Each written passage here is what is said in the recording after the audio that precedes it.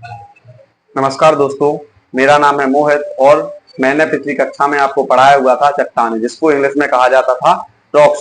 और वो हम टॉपिक कंप्लीट कर चुके थे और उसके क्वेश्चन भी कर चुके थे, यानी पी/क्यू क्वेश्चन भी कर चुके थे।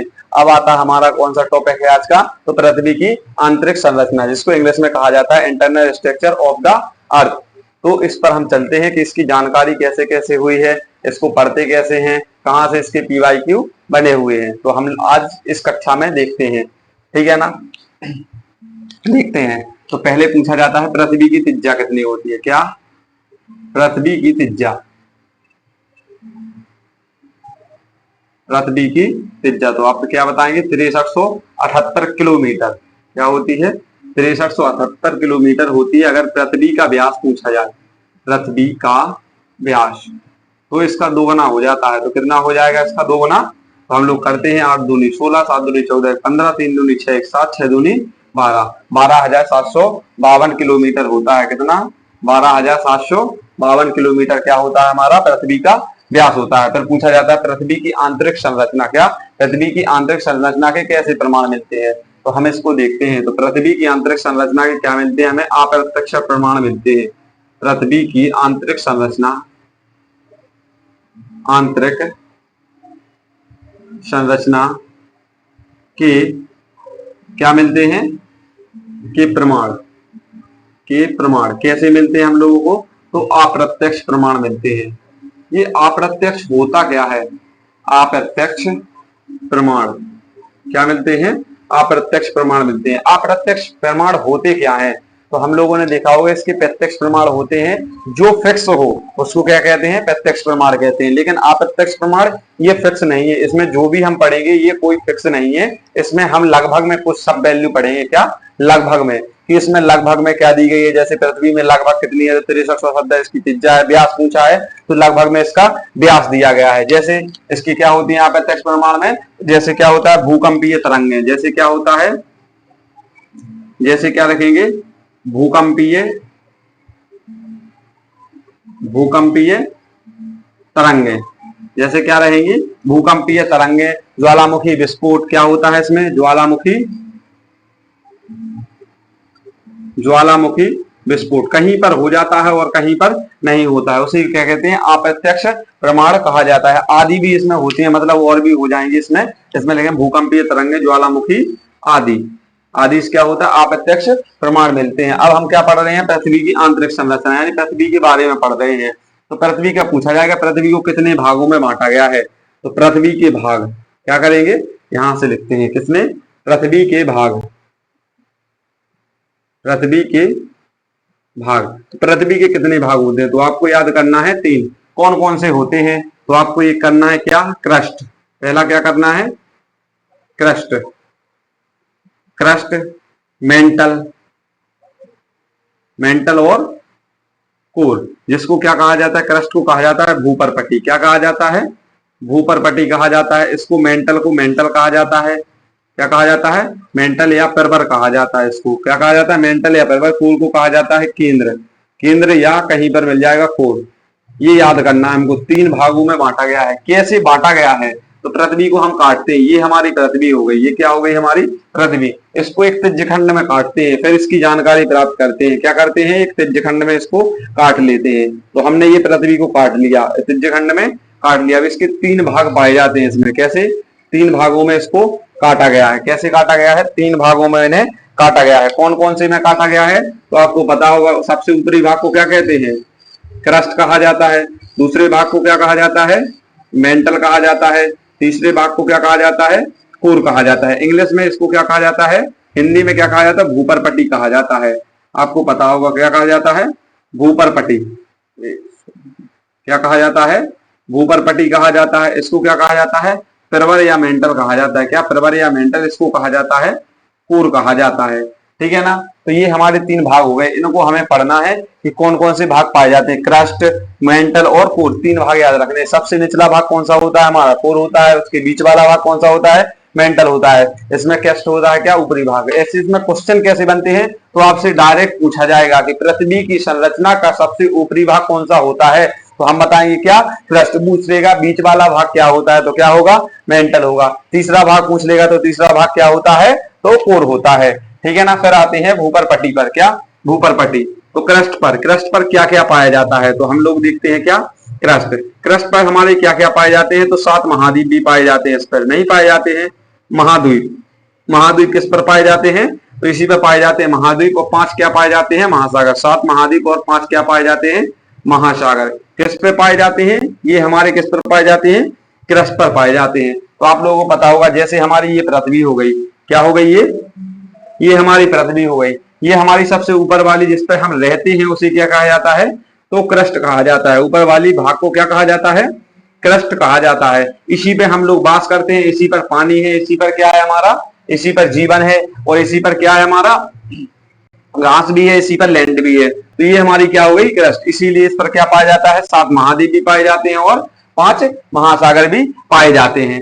ठीक है ना। ये आपको समझ में आया होगा। इसके बाद आते हैं सीधे क्रस्ट पर, डायरेक्ट पढ़ते हैं क्या, क्रस्ट को। इसको क्रस्ट, क्रस्ट माने क्या होता है, भूपर पट्टी। हिंदी में क्या बोलते हैं इसको, भूपर पट्टी। आपसे ये पूछा जाएगा, इससे कैसे क्वेश्चन बनते हैं, तो आपसे ये सब पूछा जाएगा। सबसे ऊपरी परत होती है, क्या होती है ये, सबसे ऊपरी परत होती है, सबसे ऊपरी परत होती है, ऊपरी परत होती है। ठोस पदार्थ की बनी होती है। कैसे होती है, ठोस होती है। क्या होती है, ठोस होती है। जैसे हम लोग देखते हैं तो हमारी जमीन हो गई, ये हमारी क्या होगी, क्रस्ट ऊपर वाली। तो ये क्या होती है, लैंड होती है। ये ऊपर वाली क्या होती है, क्रस्ट। इसी को क्या कहा जाता है, क्रस्ट कहा जाता है। ये हमारी लैंड टाइप होती है, इसलिए कैसा होता है, तो भूमि होती है, इसीलिए क्या होती है, ठोस होती है। ठीक है। इसके बाद आते हैं कि ऊपर से नीचे जाने पर, मतलब मेंटल से, मेंटल में अंदर ऊपर से क्या जाने पर, नीचे जाने पर, मतलब ऊपर से क्रस्ट से मैक्टोर की ओर जाने पर क्या होता है, तो तापमान में क्या होती है, कमी होती है। जैसे हम लोग कहेंगे, इसको कैसे कह सकते हैं, मेंटल से कोर की ओर जाने पर। कैसे, वो क्रस्ट से, सॉरी, क्रस्ट से, क्रस्ट से, क्रस्ट से कोर की ओर जाने पर, कोर की ओर जाने पर, जाने पर तापमान में कमी होती है। क्या होती है, तापमान, तापमान में वृद्धि होती है। तापमान में, सॉरी, वृद्धि होती है, वृद्धि होती है। क्या होती है, तापमान में वृद्धि होती है। तो कितने डिग्री तापमान, नीचे कितना जाना चाहिए, तो 32 डिग्री नीचे। क्या, 32 मीटर, 32 मीटर नीचे जाने पर, नीचे जाने पर, पीछे दिख रहा है, नीचे दिख रहा है इसमें, पीछे जाने पर क्या, 32 मीटर नीचे जाने पर 1 डिग्री तापमान में क्या होती है, तो वृद्धि होती है। क्या होती है, वृद्धि होती है। ये किस में पाया जाता है, पूछा जाएगा क्रस्ट मिलती किससे है, तो किस किस से मिलकर बनी होती है, तो इससे किस किस से बनी होती है, तो सिलिका। क्या होती है, सिलिका प्लस एल्यूमिनियम। किससे, सिलिका प्लस एल्यूमिनियम से मिलकर बनी होती है, एल्यूमिनियम, सिलिका प्लस एल्यूमिनियम से बनी होती है। इसीलिए इसे क्या कहा जाता है, सियोल कहा जाता है। क्या कहा जाता है, सियोल कहा जाता है। ये पूछा गया क्वेश्चन है कि सिलिका प्लस एल्यूमिनियम से कौन सी परत मिलकर बनती है, तो कौन सी बनती है, तो सियाल बनती है। इसको क्या कहा जाता है, तो क्या कहा जाता है, सियाल कहा जाता है इसको। सिलिका प्लस एल्यूमिनियम से क्रस्ट मिलकर बनी होती है, जिसको क्या कहा जाता है, क्या कहा जाता है, सियाल कहा जाता है। इसके बाद हम लोग आते हैं किस पर, तो इसके बाद क्रस्ट के बाद आती है हमारी कौन सी परत, मेंटल आती है। क्या आती है, मेंटल। दूसरी परत आती है हमारी क्या, मेंटल, मेंटल आती है। मेंटल को क्या कहा जाता है, प्रवर या मेंटल कहा जाता है, जिसको प्रवर या मेंटल कहा जाता है। ये कैसी अवस्था होती है, तो इसकी कैसी अवस्था होती है, आपको याद करना है। इसकी कैसी अवस्था होती है, तो द्रव अवस्था में होती है। कैसी होती है, द्रव अवस्था में होती है, द्रव अवस्था में। दूसरी परत होती है, कौन सी होती है, दूसरी या बीच वाली परत कहते हैं, दूसरी परत या बीच वाली परत कहते हैं, या क्या कहते हैं, बीच वाली परत भी कहा जाता है, बीच वाली परत भी इसको कहा जाता है। ये मिलकर किससे बनती है, तो आपको याद करना है, सिलिका प्लस मैग्नीशियम। किससे, मैग्नीशियम, मैग्नीशियम, मैग्नीशियम से मिलकर बनी थी। इसीलिए इसी को क्या कहा जाता है, सीमा कहा जाता है। क्या, सीमा, सीमा कहा जाता है। इसको क्या कहा जाता है? सीमा कहा जाता है। किसको? मेंटल को। द्रव अवस्था में होती है, दूसरी परत होती है, बीच वाली परत होती है, सिलिका प्लस मैग्नीशियम से बनी होती है। इसको क्या कहा जाता है? तो क्या कहा जाता है? सीमा कहा जाता है। ठीक है, इसके बाद आते हैं हम लोग किस पर? कोर पर आते हैं। तो कोर पर यहां पर लिख लेते हैं हम लोग क्या? कोर। कोर जो अंदर वाली परत होती है, कोर को क्या कहा जाता है? केंद्र। सबसे निचली परत होती है। क्या होती है?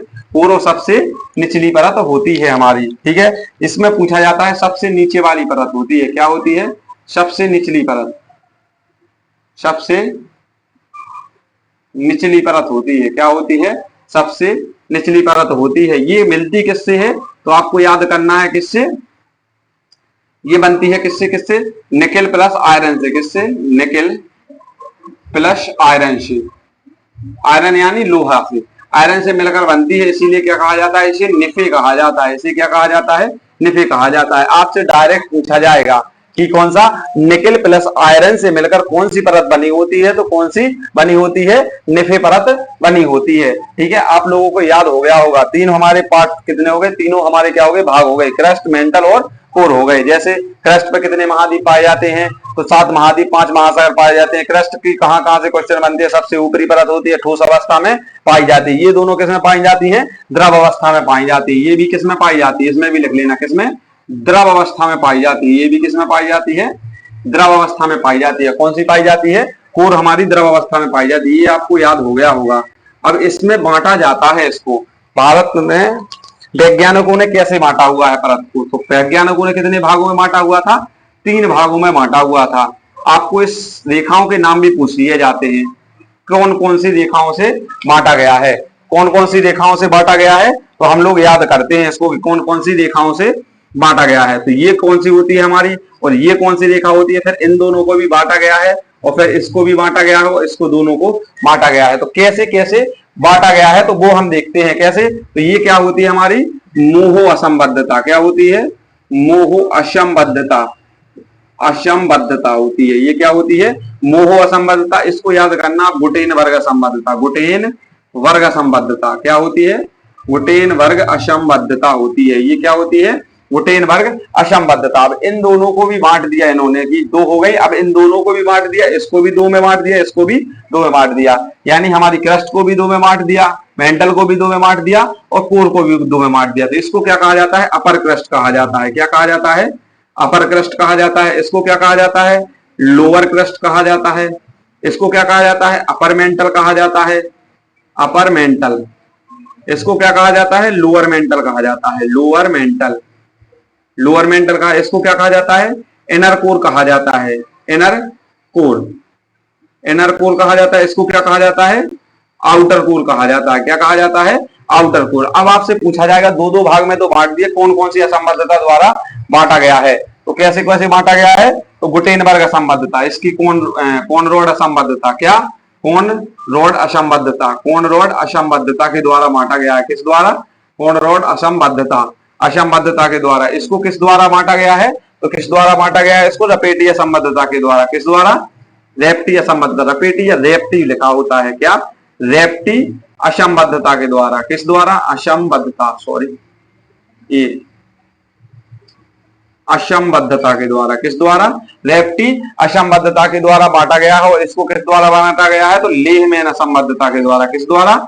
लेह मैन असंबद्धता के द्वारा। लेह मैन असंबद्धता के द्वारा बांटा गया है। लेह मैन असंबद्धता के द्वारा इसको बांटा गया है। ठीक है ना? ये हमारी हो जाती है पूरी मेंटल की, यानी जिस किस किस में बांटा गया है। तो ये हमारी क्या हो जाती है? पूरी जानकारी हो जाती है। किसकी? पृथ्वी की आंतरिक संरचना की पूरी जानकारी हो जाती है। ठीक है ना? कैसे? फिर से हम लोग रिकॉल कर लेते हैं इसको, जल्दी जल्दी रिकॉल कर लेते हैं। पृथ्वी की आंतरिक संरचना, इसको इंग्लिश में क्या कहा जाता है? Internal structure of the earth कहा जाता है। पृथ्वी की त्रिज्या कितनी होती है? 6378 किलोमीटर। एक्चुअली कुछ नहीं है इसमें, अप्रत्यक्ष प्रमाण मिले हुए हैं इसके। पृथ्वी का व्यास कितना होता है? तो 12,752 किलोमीटर होता है। 12,752 किलोमीटर इसकी क्या होता है? व्यास होता है। पृथ्वी की आंतरिक संरचना, पृथ्वी की आंतरिक संरचना के प्रमाण कैसे मिलते हैं? तो अप्रत्यक्ष प्रमाण मिलते हैं। जैसे भूकंपीय तरंगें मिलती हैं, ज्वालामुखी का विस्फोट भी होता है, आदि शब्द होते हैं। जैसे पृथ्वी के भाग कितने होते हैं? तो पूछा जाएगा पृथ्वी के भाग कितने होते हैं? तो 3 भाग होते हैं। कौन कौन से भाग होते हैं हमारे?